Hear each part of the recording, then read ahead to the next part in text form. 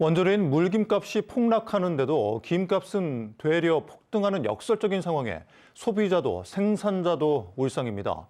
정부와 지자체 등 관계기관들도 뒤늦게 대책 마련에 나서고 있습니다. 서희령 기자입니다. 37년 만에 최대 가격 상승을 기록한 마른 김과 폐기대란 속 10년 전 가격으로 돌아간 물김. 생산자와 소비자 모두의 불만이 고조되고 있지만 현재의 가격 괴리 현상은 지속될 것으로 보입니다. 20몇 년 경험해봤지만 처음 겪은 일이에요. 이게 작년하고 올 상을 처음 겪은 일이라 너무 이게 바란스가 안 맨다 이거죠. 이 같은 문제를 해결하기 위해 해양수산부는 물론 기재부와 공정위 등 범정부 차원의 대책 마련이 논의되고 있습니다. 기존 무면허 양식장 단속은 채취 현장을 직접 적발하지 못하면 처벌이 어렵고 안전상 문제로 야간 단속이 불가능했습니다.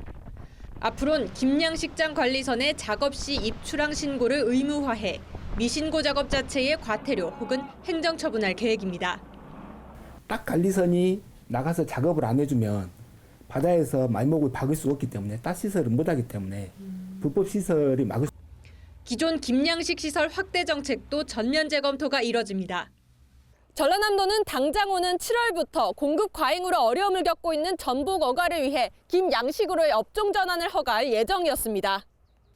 하지만 물김 과잉 생산과 폭락세가 이어지면서 대체 업종을 개체굴 등 타 종목으로 전환하기로 했습니다.